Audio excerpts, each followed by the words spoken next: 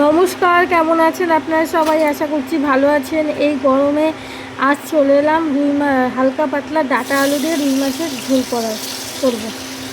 তার জন্য এখানে কড়াইতে তেল দিয়ে রুই মাছগুলো ধুয়ে লবণ হলুদ মেখে রেখেছিলাম, সেটাকে দিয়ে দিচ্ছি। তেল গরম হয়ে গেছে, মাছটা ভাজা হয়ে গেছে, এবার তুলে নিচ্ছি। আর লম্বা লম্বা করে ডাঁটা, আর কি ডাঁটার যে মাথার অংশটা নরম সেটাই নিয়েছি। মাছের ঝোলে কচি ডাঁটাই ভালো লাগে। আর এখানে নিচ্ছি জিরেটাকে একটু ভেজে নিচ্ছি, এটা লাস্টে নামানোর আগে বেটে দিয়ে দেবো। এবার খানিকটা ফোড়নে জিরেটা রোল, এবার দিয়ে দিলাম টুকরো করে কেটে রাখা আলু, লম্বা লম্বা করে কেটে নিয়েছি। আলুটাকে এবার ভেজে নেব, আর একটু আদা বেটে নেবো, আদা কাঁচা লঙ্কা চিরা। একদম খুব হালকা পাতলা মশলায় রান্না করব এই গরমে। প্রচণ্ড গরম পড়েছে। আপনাদের ওখানে কতটা গরম পড়েছে না অবশ্যই জানাবেন। আর এই গরমে হালকা খাওয়াটাই বেস্ট, যত তেল মশলা কম খাওয়া যায়।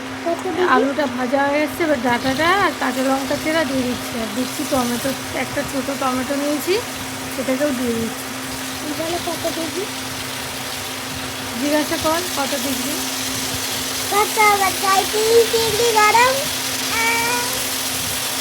আলুটা ডাঁটাটা দিয়ে একবারে ভেজে নেব। এবার দিচ্ছি লবণ, পরিমাণ মতো হলুদ গুঁড়ো, আর দিচ্ছি একটু লঙ্কার গুঁড়ো, আর দিচ্ছি আদা বাটা। যেহেতু কাঁচা লঙ্কা চিড়ে দিয়েছি তাই আর বেটে দিলাম না। যত শর্টকাটে রান্না করা যায় এই গরমে ততই ভালো। মশলাটা কষিয়ে নিয়ে দিয়ে দেবো পরিমাণ মতো জল, দিয়ে ঝোল আলু ফুটবে, আলুটা সেদ্ধ হবে, ডাঁটাটা সেদ্ধ হবে, তারপর দিয়ে দেবো মাছ দিয়ে ভাজা জিরেটা বেটে দিয়ে নামিয়ে নেব। আমার ভিডিওগুলো কেমন লাগে অবশ্যই জানাবেন। Like comment share and subscribe করে আমার পাশে থাকবেন, আর ফলো করতে কিন্তু ভুলবেন না, অবশ্যই কমেন্ট করবেন। আবার ঢাকা দিয়ে দিলাম, মাছ দিয়ে একটু কাজটা কমিয়ে দিচ্ছি। এই জিরেটাকে বেটে আবার দিয়ে নামিয়ে নেব। কেমন হলো অবশ্যই জানাবেন। আবার দেখা হবে একটা নতুন ভিডিওর সাথে। ততক্ষণ আপনারা ভালো থাকবেন, সুস্থ থাকবেন।